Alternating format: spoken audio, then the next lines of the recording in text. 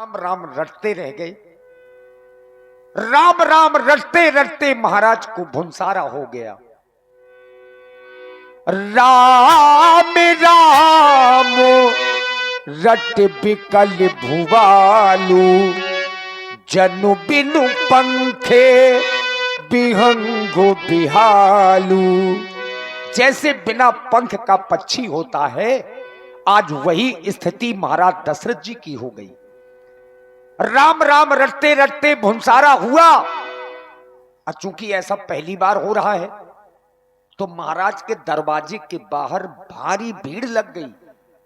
अब जितने मंत्री सचिव हैं, भगवान सूर्य को देख रहे हैं, अब महाराज के दरवाजे को देख रहे हैं। द्वार भीड़ सेवक सचिव कहीं उदित रवि देखी, जाग्यू अजहु न अवधपति कारण कवनु विशेष। मंत्रीगण और महाराज दशरथ जी की इसी कुशल भूमिका में श्री देवकरण प्रजापति जी 100 मुद्राएं आपकी ओर से महाराज दशरथ जी के चरणों में समर्पित करते हैं। और आप हैं श्री कृष्ण कुमार जी। कृष्ण कुमार जी तला बखरी वाले, उनके भतीजे रमेश राणा बंगरा वालों की ओर से 51 पुष्प मुद्राएं। श्री उमा शंकर जी चौकीदार सदर वालों की ओर से 100 पुष्प मुद्राएं श्री दशरथ जी के चरणों में। और छोटे से बच्चे दिव्यांश, जिगर और प्रियांश तला बकरी वाले बच्चों की ओर से भी ये 100 पुष्प मुद्राएं सुंदर संवाद में। धन्यवाद। मंत्री सुमंत जी, आज सूर्य का उदय हो गया, लेकिन देख क्या रहे, महाराज अपने राजमहलों में नहीं है। हम तो देखा करते थे कि राजभवन में महाराज सूर्य उदय के पहले ही आ जाया करते, लेकिन आज क्या कारण है? आप राजमहलों में जा सकते हैं, इसलिए आप जाकर पता करें कि क्या कारण है महाराज अभी तक उपस्थित नहीं हुए। हाँ, सही कह रहे हैं कि प्रातः काल होते ही महाराज दशरथ अपने महलों के बाहर आ जाया करते थे और अपने ही हाथों से दान दिया करते थे। लेकिन आज प्रातः काल हो गया है, महाराज दशरथ अपने महलों से नहीं आए और आज तो राम को राजा बनाना है। मैं जाकर के देखता हूँ क्या कारण है। पिछले पहर भूप नित जागा, और आज हम ही बड़ अचरज लागा। सभी मंत्रियों को आश्चर्य लगा कि आज महाराज जागे नहीं, क्योंकि आज ही तो राज्याभिषेक होना है। लेकिन सुमंत्र जी जो महलों के अंदर आते जाते रहते हैं, तो सुमंत्र जी गए।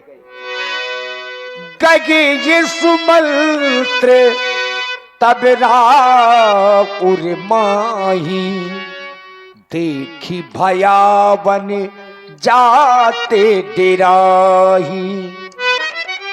आज महलों में डरावना लग रहा है, मानो भूत प्रेतों का निवास हो गया हो। महाराज दशरथ के चरणों में सुमंत का प्रणाम स्वीकार हो। महाराज, आज आप अभी तक सो रहे हैं। अरे प्रातः काल हो गया है और आज प्रातः काल होते ही राम को इस अयोध्या का राजा बनाना है। अरे जागे महाराज, जागे।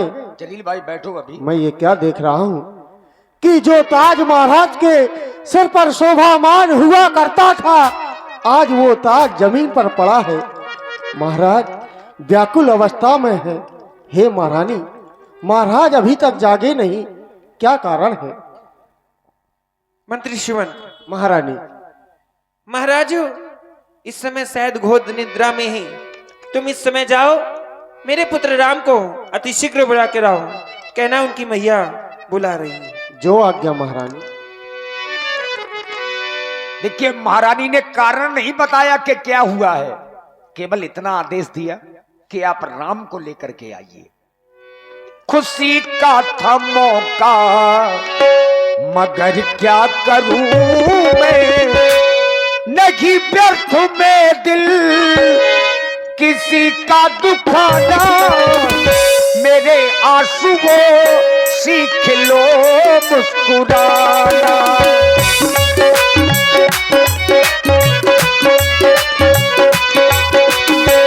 मेरे आंसुओं सीख लो मुस्कुराना।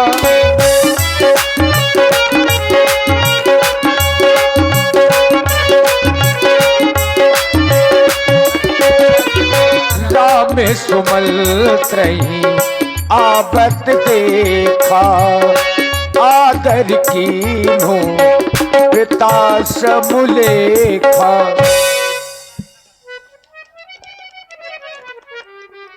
हे राघव, आपको आपकी मझली मैया ने बुलाया है, आप मेरे साथ अति शीघ्र चले। जाय दीख रघुबल सुमणि, नरपति निपट कुशाज, सह में परिउ लख सिंह नहीं, मनहु वृद्ध गजराज। पिताजी प्रणाम,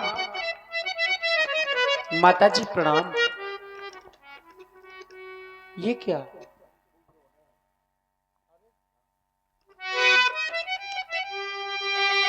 आज मेरे पिताजी कुछ बोल नहीं रहे, क्या कारण है? आज घोर निद्रा में शयन कर रहे हैं। यद्यपि जब मैं कभी अपने पिताजी के पास में आता था तब मुझे अपनी गोद में बैठा लिया करते थे, हृदय से लगा लिया करते थे, परंतु आज मेरे पिताजी को क्या हो गया? क्या मुझसे कोई अपराध हो गया? उठे पिताजी, आपका पुत्र राम आपको बुला रहा है। पिताजी, क्या हो गया आपको? निद्रा को दूर करे मेरे पिताजी, आपका बेटा राम आपको बुला रहा है। क्या मुझसे कोई अपराध हो गया माँ, जिस कारण से मेरे पिताजी आज कुछ बोल नहीं रहे हैं?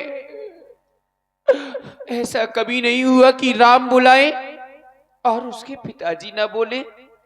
क्या हो गया मेरे पिताजी को? क्यों